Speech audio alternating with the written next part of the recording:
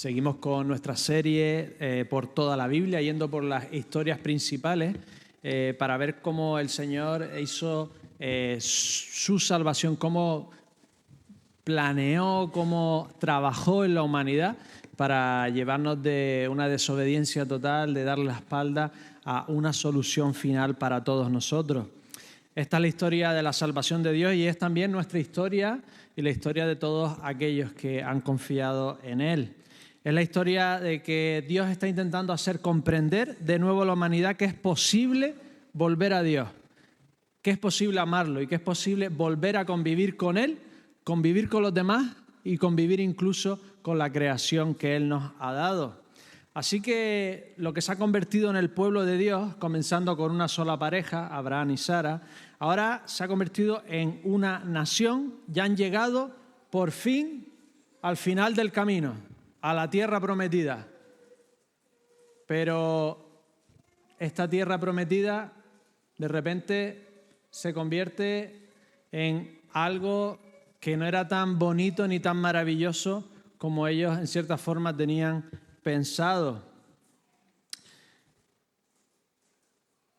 Dios le dio una tierra, pero cuando ellos abandonan la tierra, se dan cuenta que la tierra sin Dios ni es promesa ni es nada. Al final lo importante no era dónde, sino con quién estaban. Y ese sitio que era un sueño se convierte en cierta forma en una pesadilla. La semana pasada nos quedamos con Josué. Tino estuvo hablando de cómo comenzó la conquista y con Josué parece que el pueblo va a conseguir todo lo que Dios tenía para ellos. Pero nos metemos en el libro de Jueces y todo se tuerce, todo se va al garete. En la Biblia hay varios géneros, poéticos, proféticos, proverbios, parábolas, apocalípticos, y todos tienen diferentes tonos. Algunos son de esperanza, Josué, de victoria, el libro anterior, Josué, de expectación, de drama. Jueces es definitivamente un libro histórico dramático. Es un libro brutal. Las historias que se cuentan son bestiales. Es una época absolutamente brutal y no se nos endulza para nada las cosas que hacían en esta época. Jueces es un libro que nos va contando cómo el pueblo va alejándose de Dios y qué pasa cuando hacemos eso, cuando el pueblo se aleja de Dios, cuando nosotros en cierta forma nos enseña qué es lo que pasa cuando nos alejamos de Dios. Cada historia relata y es una espiral de mal en peor, de empezar más o menos a ir degenerándose, corrompiéndose y todo va de mal en peor. Históricamente hablando, os sitúo. Son 200 años entre Josué y Samuel, más o menos 200 años entre Josué y Samuel. Se nombran 11 jueces en el libro y no son todos los jueces que había. Por ejemplo, no se nombra a Elías, Josué ya nos aparece, Samuel, perdón, nos aparece en otro libro. Y no son líderes de toda la nación, de las 12 tribus, sino son líderes locales de las diferentes tribus o incluso de los diferentes clanes dentro de las tribus que liberan a su clan o su tribu de la oposición externa. Los diferentes pueblos que luchaban en la tierra de Canaán no eran hippies que disfrutaban del terreno como Pocahontas, ¿vale? Eran pueblos brutales que luchaban unos contra otros, tenían un ciclo de guerrillas constante. Por ejemplo, los filisteos que estaban en la costa, si te sitúas un poquito en el mapa de Israel, los que estaban en la costa eran los filisteos, habían venido con barcos y ellos se dedicaban a saquear Egipto, por ejemplo, o saquear a las tribus de Canaán. Llega Israel y entonces empiezan a saquearlos a ellos. Egipto y Mesopotamia también se dedicaban a saquear las tribus de Canaán o ponerles tributos, impuestos o saqueaban directamente. Es todo un ciclo de violencia, venganza, guerra, destrucción y esa era pues la forma habitual en la que convivían los pueblos o en la que convivimos los pueblos realmente. Hasta la Segunda Guerra Mundial, después de la Segunda Guerra Mundial no hemos desarrollado ese concepto de que deberíamos dejarnos en paz unos a otros. Antes de la Segunda Guerra Mundial, si tu Italia podía conquistar Turquía, pues la gente lo aplaudía. El concepto que tenemos ahora es muy diferente a lo que ha habido en toda la historia de la humanidad. Así que Dios les ayudaba cuando ellos clamaban. Ellos clamaban a Dios cuando eran oprimidos por estos diferentes pueblos y ellos clamaban a Dios, y un líder carismático liberaba a su tribu durante un tiempo. Y para hacerlo dependían del Espíritu de Dios, porque siempre están en inferioridad, no solo de número, sino también tecnológicamente. Ellos no habían desarrollado el hierro. En cambio, los cananitas, ¿os acordáis que dice que las llanuras tenían carros de hierro y que ellos no podían tener forjas porque los filisteos se las quitaban, etcétera? Es decir, ellos, el pueblo de la tierra estaba en la edad de hierro y ellos todavía estaban más retrasados, ¿no? Entonces, dependían literalmente de que Dios los ayudara, de que Dios les diera la victoria. ¿Por qué creéis que Dios lo hacía así? ¿Por qué creéis que pasaba esto? Demasiado fácil la pregunta, ¿no? No hace falta contestarla. Dios quería que dependieran de él, ¿no? Dios lo que quería era que lo buscaran a Él. Con Dios eran indestructibles. Sin Dios eran totalmente vulnerables. Si querían seguir a su Dios, no los podían tocar. Pero si seguían a los Baales, a la larga, los iban a destrozar. Y en esa dependencia y en ese tener al Dios mismo del creador del universo con ellos, tenían también la debilidad de que cuando Dios no estaba con ellos eran totalmente vulnerables. En Jueces, en Números, hay una tensión. ¿Por qué Dios les promete una tierra, llega y no son capaces de conquistarla toda? ¿Es que Dios es débil? ¿Es que no podían? ¿Es que los dioses de los lugares eso eran más fuertes? Esa era la mentalidad, ¿no?, de la época.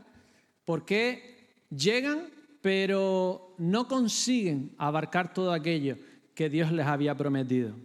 Y en esta tensión tenemos varias respuestas. En el libro de Jueces se nos ofrecen algunas. Anteriormente ya se nos había dicho que cuando llegarían no iban a conquistar todo porque no tenían personas suficientes para abarcarlo todo y se quedaría todo desértico si no se labraba, etcétera, etcétera. La conquista era algo así. El terreno, habían fortificaciones en diferentes partes estratégicas del terreno. Las personas vivían en el campo o en la ciudad. Ahora se pregunta más difícil. Vivían en el campo, ¿vale? Entonces, las fortificaciones eran centros de militares. Por ejemplo, en Jericó, si excavan hoy, no encuentran una población muy grande, encuentran como un asentamiento militar. Estos asentamientos militares, que era lo que conquistaban, si tú conquistabas el asentamiento militar, dominabas las rutas de comercio, dominabas el comercio, también se solía hacer en la ciudad, donde tenían los jueces, donde tenían los militares, donde tenían el templo. El templo era el banco. Los templos de la época eran los bancos. Jerusalén, el templo de Jerusalén, tenía los depósitos de mercaderes, etcétera, etcétera, porque tenían guardia y todo eso. O sea, si tú controlas la ciudad o el pueblito, eran pueblitos con murallas, controlabas, tenías influencia en todo el terreno. Esta era la conquista, conquistar las diferentes zonas de influencia estratégica y tú influenciar al resto de personas, absorberlas como absorbieron a muchos pueblos cananitas. Se podían hacer israelitas, solo necesitabas circuncidarte si eres hombre o nada si eres mujer, simplemente decir quiero ser del pueblo, hacer alianzas. O sea, ellos lo que tenían que conquistar las diferentes zonas estratégicas para ser de influencia a toda la tierra, echarlos si no querían convivir o absorberlos si querían convivir con ellos, ¿de acuerdo? Entonces, si conquistaban todas estas cosas y llevaban a la gente fuera, se quedaba aquello desierto. Esa es una respuesta. Respuesta una que nos da Jueces. 1. No lograron ocuparla porque en vez de obedecer a la ley, se canaatizaron. Estoy utilizando aquí una palabra entre Canaán y mimetizar. ¿Sabéis lo que es mimetizarse?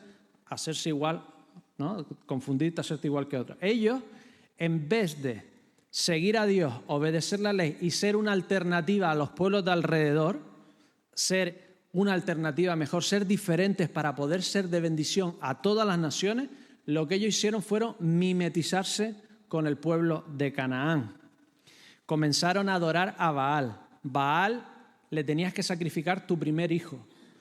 Le ponías al bebé en los brazos de piedra o de hierro caliente en un horno, caía o le movían eso lo encuentran hoy en arqueología, encuentran los Baales donde se sacrificaban a los niños. Tenían como costumbre guerra, prostitución cúltica, cogían a sus hijos o hijos de esclavos, los llevaban al templo y allí para adorar a Baal, porque Baal estaba casado con su hermana, había incesto, también era la diosa de la guerra, pues entonces para que fructificara la tierra pues tenías prostitución, ¿no? Con niños, bestialismo, porque sus dioses hacían etcétera, etcétera, etcétera.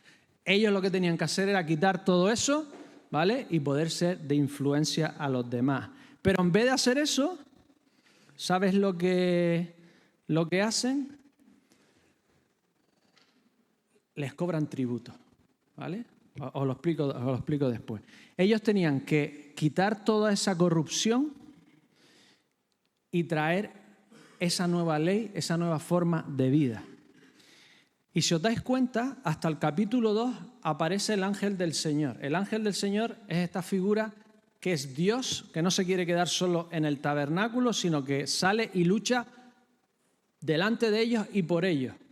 A partir del capítulo 2 de Jueces, se va Josué, se va el ángel del Señor. Ellos se quitan a Dios de encima para vivir como las naciones y Dios, en cierta forma, dice, pues vale. Ya el ángel del Señor solo aparece una vez más en Gedeón y se acabó. En cierta forma es como el dicho ¿no? A partir de 120 kilómetros el ángel se baja del coche. Lo habéis oído, ¿verdad? Dios va mientras que vas haciendo las cosas como Él quiere que las hagas. Él te respeta y si llegas a un punto en que tú dices, bájate, se baja. El ángel del Señor ya no aparece más. El pueblo decide desobedecer a Dios y Dios les dice, allá vosotros. Y entonces empiezan a ser destruidos, saqueados, hundidos, masacrados, etcétera, etcétera. En cierta forma, una vez que decidimos seguir nuestro propio camino, el Señor ya no pelea ni por ti ni contigo. Y lo que hicieron, que es muy inteligente, humanamente hablando, es no absorberlos o no expulsarlos, sino cobrarle impuestos, nos dice Juez. Hombre, en vez de expulsarlo, le saca, ¿no? Tiene su inteligencia, ¿no? ¿Para qué expulsarlos o absorberlos si les puedo cobrar dinero? ¿Cuántas cosas que son riqueza, dinero o poder ser parte de, si eres joven, ser parte del grupo, ser como los demás, obtener estas ganancias, obtener a esta persona, o cosas que sabemos que al final nos van a influenciar para mal, pero las dejamos ahí. Creemos que le podemos sacar un beneficio mayor. Creemos que nos podemos arriesgar a no quitar todas estas cosas que no son positivas, pero que en ese momento de forma temporal creemos que le podemos sacar un beneficio. Dinero, amor, normalidad, ser parte de un grupo, me arriesgo e intento permanecer fiel a mis convicciones mientras que puedo vivir en dos mundos, en cierta forma, que puedo vivir dos realidades, pero nunca sale bien, ¿verdad? Al final es más fácil ser malo que bueno, muchísimo más fácil, siempre hacer lo cómodo o lo malo que hacer lo que es santo, lo que es puro, lo que es digno, siempre cuesta más, porque la recompensa siempre es posterior, nunca es inmediata. Tenemos que aprender a aquellas cosas que sabemos que nos van a influenciar para mal, quitárnoslas de delante. Razón 2. Una vez que desobedecen a Dios, mira lo que le dice Dios. Dios deja a esos pueblos ahí para una razón. Lo ha leído Vlad. Jueces 2.22. Jueces 2.22. Los dejó ahí a esas naciones para probar por medio de ellas a Israel, a ver si guardan o no el camino del Señor y andan en él como lo hicieron sus padres. Esto a mí me confunde. Un padre amoroso, si sabe que algo va a ser de mala influencia, ¿qué hacemos?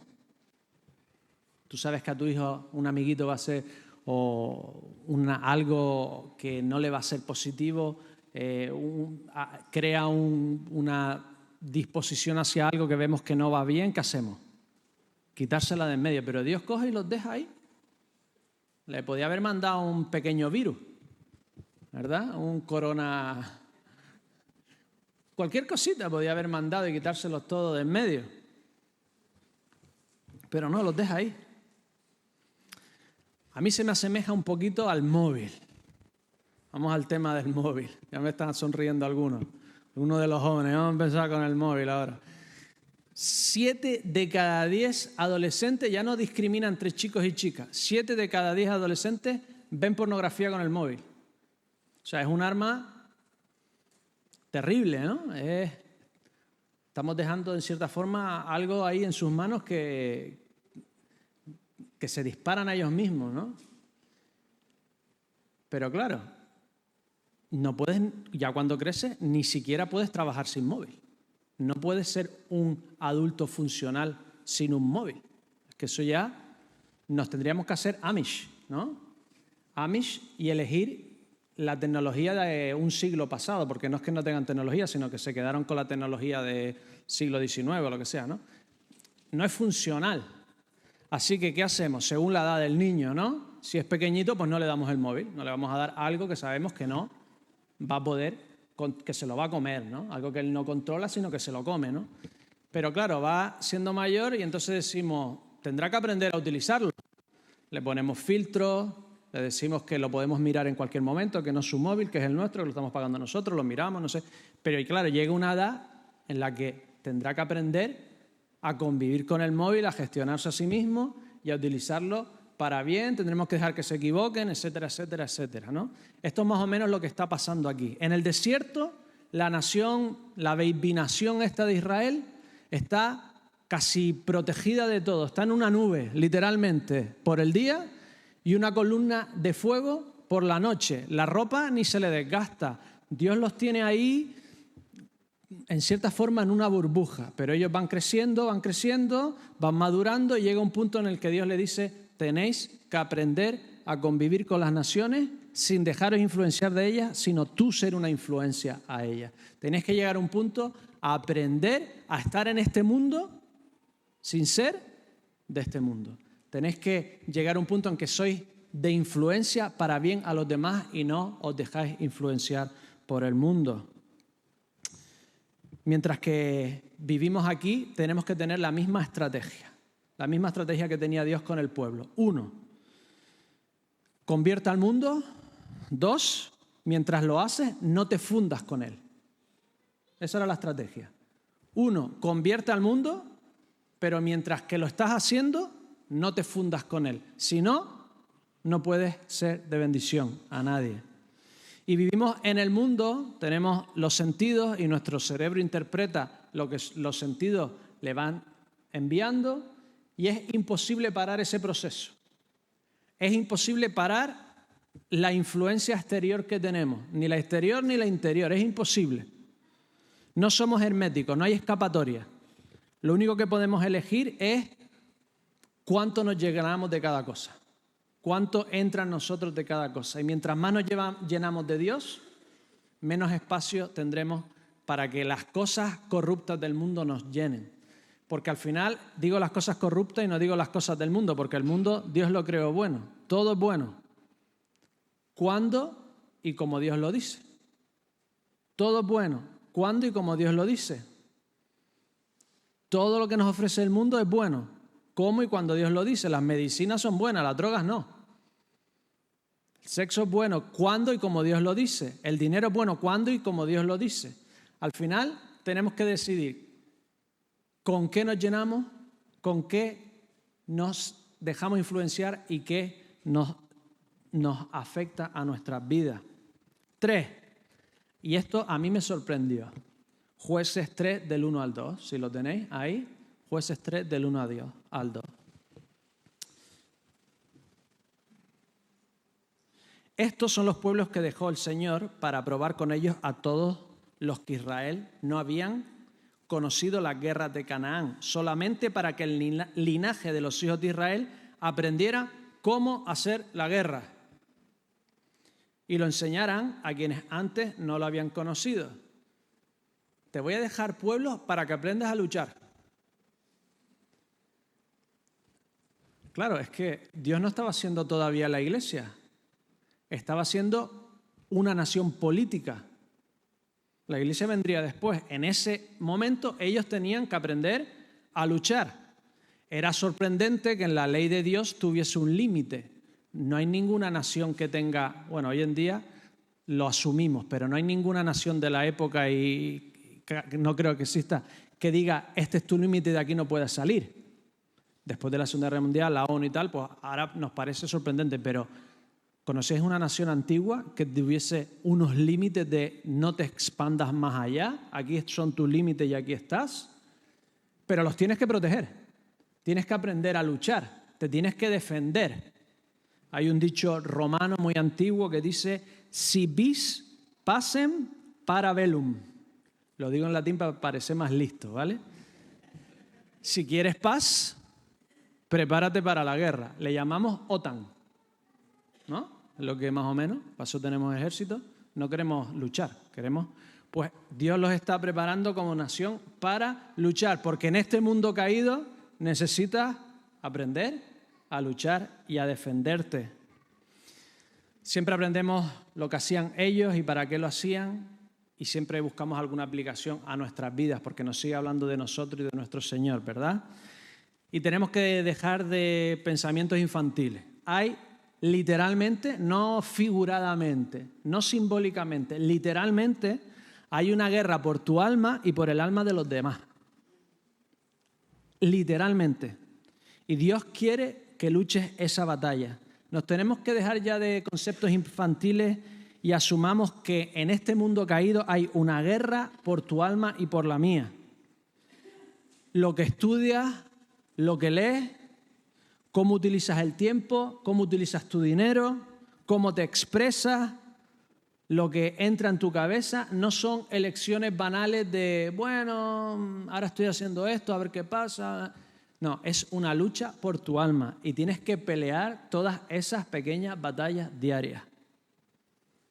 Es una guerra por tu alma y por el alma de todas las personas en esta tierra. El ángel del Señor aparece otra vez en Gedeón. Es curioso porque nos va dando pistas de que Dios además tiene una forma humana o que va a tener o que se va presentando diferente, que es Él, pero no es Él. Veréis varias pistas y en Gedeón pasa otra vez. Si asumimos que este es Cristo, y creo que es la mejor interpretación, Él ya peleó la batalla final en la cruz y ya ganó la guerra. El enemigo ya está vencido. Nosotros tenemos que ir luchando esas batallas porque la guerra final ya está ganada. Tenemos que terminar de forma práctica nuestras vidas y disfrutar y agarrarnos a esa victoria que el Señor ya luchó por nosotros. Y así un día Dios traerá paz final mundial, traerá shalom a nuestras vidas y a la vida de todas las personas en esta tierra que sean parte del pueblo de Dios. Así que, mensaje, dejémonos ya de niñatadas y luchemos la lucha que tenemos delante. Es una batalla y la tenemos que luchar. Este es, en cierta forma, el resumen, la introducción al libro entero de Jueces. Así que voy a empezar la predicación a partir de aquí. No, son bromas. Voy a resumir de forma muy rápida todos los jueces. Hay 11 jueces y tienen como un ciclo.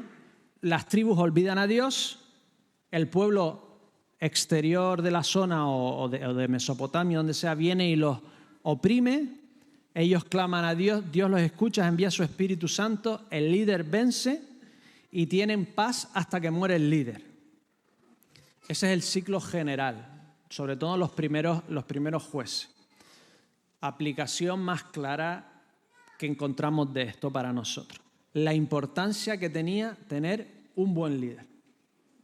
Esa importancia de tener a alguien que busca a Dios y te guía hacia Dios y a parecerte más a Él. Alguien que escucha, alguien que hace la voluntad de Dios. Y desde la Reforma parece que nosotros, ningún protestante, necesitamos nada más que la Biblia y el Espíritu Santo y no necesitamos a nadie, ni ninguna institución, ni ninguna iglesia, y somos independientes y nada más lejos de la realidad. Seguimos necesitando la comunidad y seguimos necesitando personas más maduras que nosotros que nos ayuden, que nos guíen y que hayan caminado ese proceso de parecerse más a Jesús antes que nosotros y nos ayuden a llevarlo. Todos los necesitamos. Da igual la edad que tengas. Todos necesitamos personas más maduras que nosotros, con los que pegarnos, con los que rozarnos y se nos pegue y nos mimeticemos de acuerdo a esa madurez que han adquirido antes que nosotros. Seguimos necesitando líderes de Dios, ¿verdad? Y tenemos que seguir orando que cada generación el Señor siga sacando nuevos líderes del Señor. Pero este ciclo de peco, clamo y Dios me salva se va hasta rompiendo. Llega un punto en que Dios hasta se cansa de eso. Hasta se aburre ya de eso, ¿no? Nos pasa a nosotros, ¿no? Perdón, vale, te perdono. Perdón, vale, te perdono. Perdón, vale, te perdono. Perdón, ya no paso de perdonarte.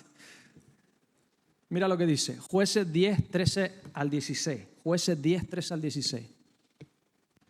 Dios creó la ironía y el sarcasmo.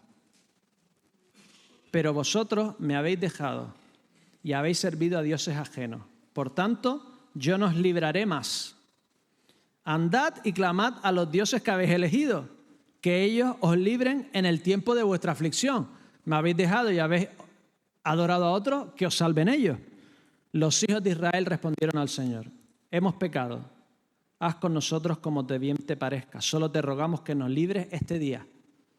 La última vez. Quitaron pues de en medio de ellos los dioses ajenos y sirvieron al Señor. Él se angustió a causa de la aflicción de Israel. ¿Se cansa Dios de salvarnos? No, porque sigue salvándolos. Les dice esto y les dice, me tenéis, como diríamos en el sur, harto. ¿Vale? ¿Farto aquí? Farto. ¿Fart?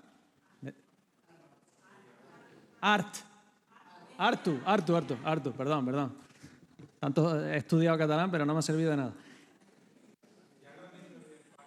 Sí, mira. Vale, me fío. Lo sigue salvando. Pero llegamos a Sansón y el pueblo ni clama a Dios, ni Sansón es capaz de librarlo. Mata un montón de filisteos, pero Filistea sigue dominando al pueblo de Israel. No hay liberación. No hay paz hasta que él muere. Mata matando. Es decir, el problema no es que Dios se canse de ti en realidad. El problema es que llega un punto de desobediencia en el que tú ni siquiera clamas a Dios. Ni siquiera ya lo buscas, ni siquiera lo ves como la solución. Busca a Dios mientras pueda ser hallado, porque llega un punto en que ni siquiera quieres buscar a Dios. Llega un punto en el que te has ido tan lejos que ni siquiera quieres mirar atrás. Dios jamás se cansa de ti. Pero llega un punto en el que te alejas tanto de Dios que ni siquiera tú querrás buscar a Dios. Llega un punto de rebeldía y desobediencia en el que tú ni siquiera vas a querer la solución divina. Date la vuelta antes de eso. Tienes que darte la vuelta antes de eso. Y el ciclo de cada juez es que el pueblo cada vez se hace más cananita en vez de más israelita. Y cada juez es más cananita en vez de más israelita. Es una espiral donde cada vez van de mal en peor. Vamos a ver los ciclos. Comienzan medio bien porque están pecando, por eso viene un juez. Si no pecaran, si no se fueran de Dios, no necesitarían un juez. Tendrían a Dios allí, a su sacerdote, siendo invencible. No, pecan, pero bueno. Otoniel vence y conquista una ciudad cananea. Otoniel, bien, ¿vale? No le pongas a tu hijo Otoniel porque suena mal, perdón por el que se llame Otoniel, pero buen juez, ¿vale? Aot, si no lo quieres mucho, si dolió mucho en el parto, le puedes poner Aot, ¿vale? Vence a los moabitas, ¿vale? Otro gran juez. Débora, mujer, juez, le tiene que decir a Barak, venga, anda, vamos a luchar, ¿vale? Derrotan a Sísara, ¿de acuerdo? Y a partir de aquí, todo va de mal en peor. La última buena jueza de este ciclo es Débora. Después viene Gedeón, pero Gedeón viene, ¿no te sorprende que sea de una familia que tiene un ídolo en su casa, bueno, un ídolo en su tierra? Son idólatras totales, ¿no? Él corta el ídolo, le vienen a matar el pueblo. Israel viene a matar a uno porque ha quitado un ídolo pagano, y sale la famosa frase de Gedeón, ¿no? Si es Dios, que se defienda a sí mismo, ¿no? ¿Os acordáis de esa frase, no? Entonces, hace algo increíble Gedeón. Con 300 se quita el yugo opresor. Solo con 300. Dios mete el miedo en el cuerpo al otro pueblo y ellos se matan, tienen una guerra en sí mismos y ellos consiguen esa gran victoria con 300. Dirías tú, de idolatría a seguir al Señor, bien, pero ¿qué pasa con Gedeón? Coge salsillos de oro, ¿os recuerda esto al becerro? Hace un ídolo con salsillos de oro y todo el pueblo se prostituye detrás del ídolo que había fabricado Gedeón. Empieza quitando un ídolo y termina haciendo otro ídolo. Tiene un montón de mujeres. Siempre que en la Biblia no está el ideal de un hombre y una mujer como Adán y Eva, es un desastre.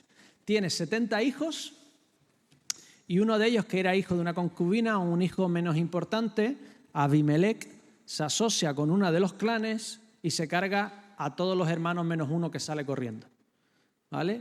Un ciclo de matanza, violencia, idolatría. Este Abimelech es como un tipo de rebelde, asesino. Los libra durante un tiempo, pero el mismo clan que lo ayudó a matar a sus hermanos se vuelve contra él. Él se mete en guerra civil entre unos y otros, mata una ciudad, pero en una de estas guerras una mujer le tira una piedra desde un muro y lo mata, ¿no? Una piedra de molino. Nos parece a veces muy severo cuando vemos a Dios que dice, entra en la ciudad y mata desde el mayor hasta el menor. Porque en nuestra cabeza están los guerreros y los inocentes. Pero en esta época peleaba todo el mundo. Hasta la Primera Guerra Mundial se peleaban niños. Dentro de una ciudad fortificada peleaba todo el mundo. La mujer lo mata, ¿vale? Y entonces, en venganza por matar a sus hermanos, dice el texto. ¿De acuerdo? Llega Jefté. Y Jefté ya lo empeora todo. Hijo de una prostituta. En Israel no podían haber prostitutas. Primera nación en la historia donde está prohibida la prostitución. Estamos luchando a ver si se prohíbe, ¿no? 3000 años después. En Israel no podía haber prostitución. Jefté, hijo de una prostituta. Es repudiado por sus hermanos, pero los asedian. Y él, como es valiente, coge unos maleantes, es como una especie de abusador maleante por ahí, los libra y por liberar, Dios, liberarlo de su batalla, promete sacrificar a la primera persona que salga de su casa. Esto eran prácticas cananitas. Típica práctica cananita, hacías un muro de una ciudad y metías a tu hijo debajo, lo enterrabas para que Dios te protegiera por haber hecho ese sacrificio humano. Sacrificios humanos era cananita, no israelita, pero cada juez es cada vez más cananita, más pagano, más cananita, y mata a su hija porque Dios le dio la victoria. Es de mal en peor, de mal en peor, de mal en peor, de mal en peor. Como vemos aquí, la jueces es descriptivo, no prescriptivo. No te está diciendo lo que Dios quiere que haga, está diciendo precisamente lo contrario, lo que Dios no quiere que haga. Estaba leyendo a Richard Dawkins y te dice, no, porque en Jueces, veremos después la historia de la concubina que matan, etcétera. Dios no manda nada. Aquí te está describiendo la corrupción, te está diciendo lo mal que están haciendo. Cuando lo leas, no leas pensando en buscar cómo puedo ser igual que el juez. Al principio vale, al final, lo menos que te parezca, llegamos a Sansón. Rompe su voto nazareno, es un pendenciero, egoísta, mujeriego, se mezcla con cananitas. Por el atractivo de Dalila termina perdiendo sus 7 trenzas, número divino, la fuerza de Dios. Podría ser un meme, Sansón, ¿vale? Podría ser este meme. Yo no entiendo los memes porque no soy capaz de leer y ver y entender todo a la vez, ¿vale? Pero me imagino que se podría hacer un meme de esta forma. Cuando sabes que lo atractivo del mundo te terminará arrancando los ojos y te da igual. Podría ser el meme de cuando te invitan a ver una feria de coches que te van a descontar 7.000 euros. Perdón a los que venden aquí coches, pero yo voy y sé que no va a estar porque ya se vendió el primero y el segundo, ya no va, pero voy igualmente, ¿no? Sabemos tantas cosas que al final no van a salir igual y he dicho lo de los coches y veo aquí a Daniel Fariña delante mío.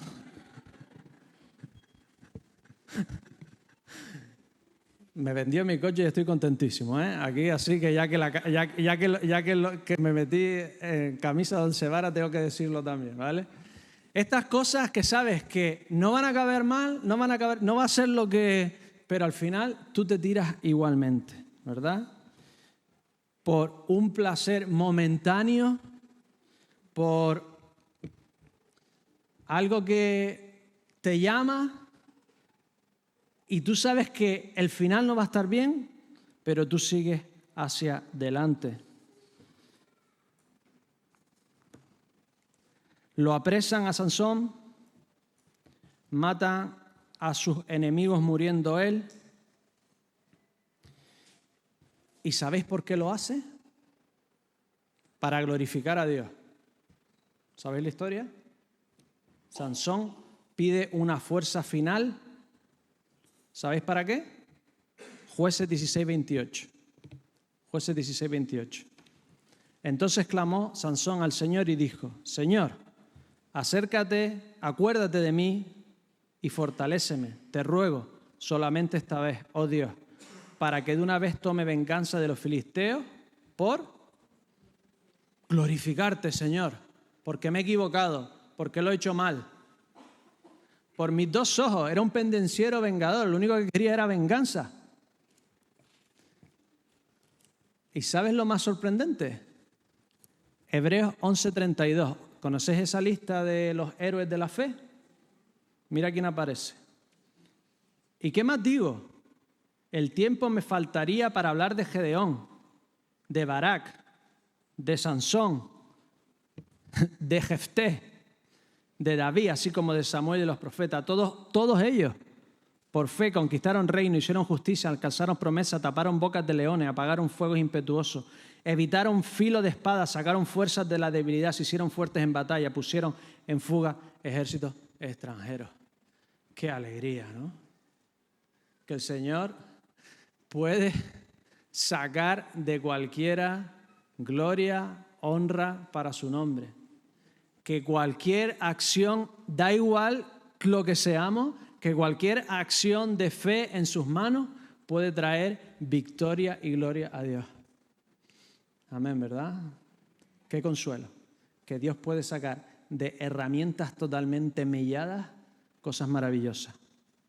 Nos acercamos al final del libro. Llega Adán y parece que hay algún tipo de surgimiento, pero la historia de Dan es una tribu que va a conquistar un terreno porque todavía no habían conquistado y se llevan y roban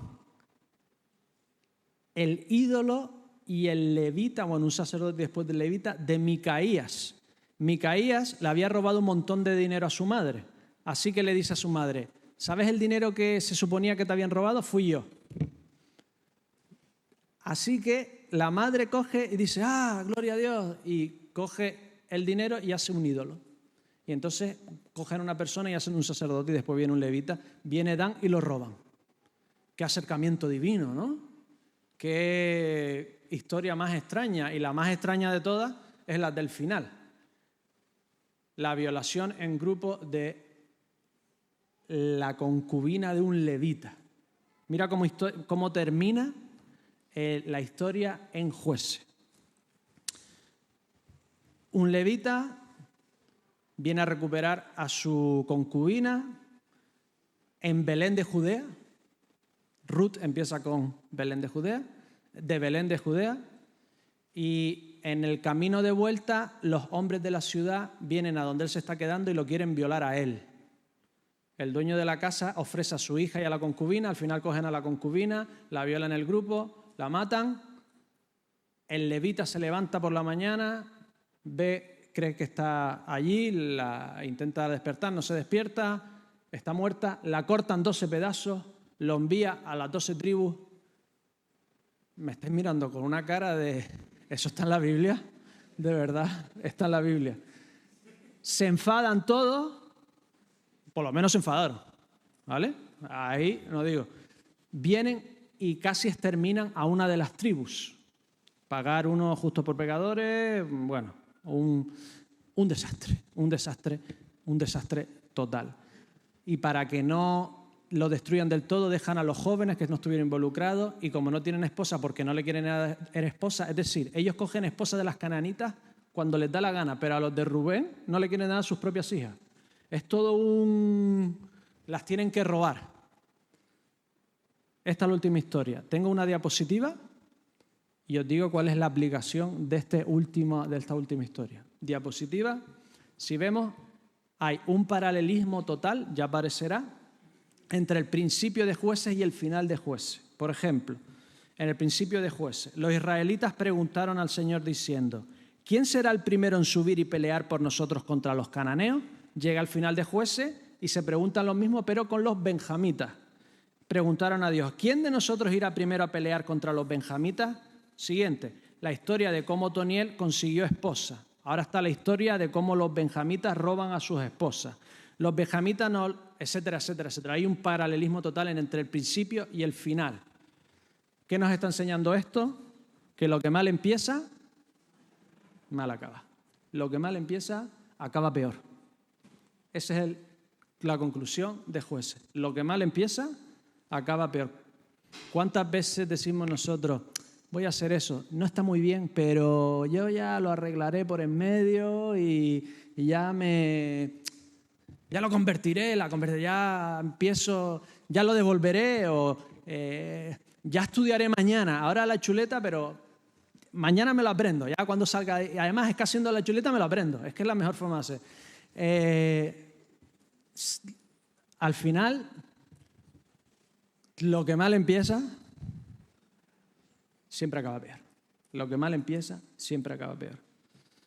Dios tiene un propósito para tu vida y tienes que buscar el propósito de Dios. No creas que puedes hacer lo que te da la gana y encima pedir la bendición divina. No creas que tú puedes hacer tus formas y encima pedirle a Dios que bendiga todo lo que tú haces. Concluyo. Ante la maldad, la desobediencia del pueblo, el libro de Jueces repite esta frase al final del libro constantemente. Dice: necesitan un rey, no había rey, por lo tanto necesitan un rey, porque hasta entonces cada uno hacía lo que bien le parecía. Cada uno hacía lo que le daba la gana. Necesitan a alguien que los unifique, se dejen de pelear en guerra civil constantemente, alguien que los unifique, alguien que les haga buscar la ley, alguien que los lleve hacia el ideal divino que tenía Dios para su pueblo. Necesitan un rey. Pero claro, cuando piden un rey, ¿qué hace Dios? Se enfada. Es decir, Jueces dice que necesitan un rey, llega Samuel y me dice que ¿por qué pedís un rey? Ahí hay una paradoja difícil de reconciliar, a no ser que terminen con Dios como rey. Y ese, en cierta forma, es lo que nos lleva a nuestro Señor Jesucristo. Nuestro Señor Jesucristo es ese Rey perfecto que unificará a todo su pueblo y hará algo increíble.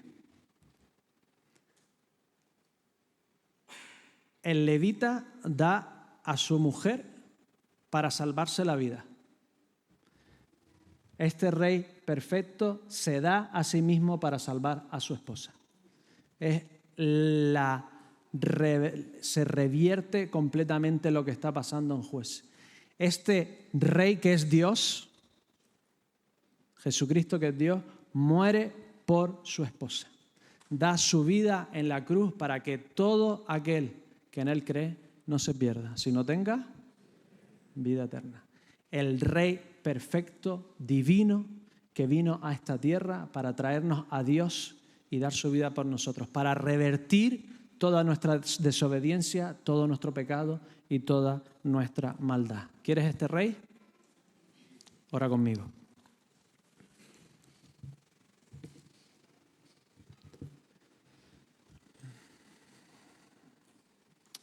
Dios de los cielos, gracias porque en ti hay solución para todo, Señor. Hay solución hasta para la muerte, para nuestra maldad, para nuestra rebeldía, para querer vivir sin ti, querer ser nuestros propios señores. Gracias, Señor, porque tú nunca desistes. Tú siempre estás ahí, Señor. Gracias porque enviaste una solución final. Gracias porque trabajaste con tu pueblo, porque no los destruiste inmediatamente, sino que los fuiste moldeando, los fuiste moviendo, los fuiste avanzando, Señor, hasta que llegara tu Hijo, para que pudieran comprender que tú eres el Rey final, el único que nos puede dar paz, el único que nos puede dar vida, el único que nos puede dar solución final a todos nuestros problemas y a la muerte, Señor. Te pido en esta mañana que si alguien no te conoce, Señor, que si alguien no te ha experimentado, que si alguien no ha sido liberado de sus pecados y de su maldad, Señor, que ore humildemente a ti, Señor, y te diga, Señor, ven a mi vida, perdona mis pecados, quiero que seas el Rey de mi vida, quiero vivir para ti toda la eternidad. En el nombre del Señor Jesús, amén.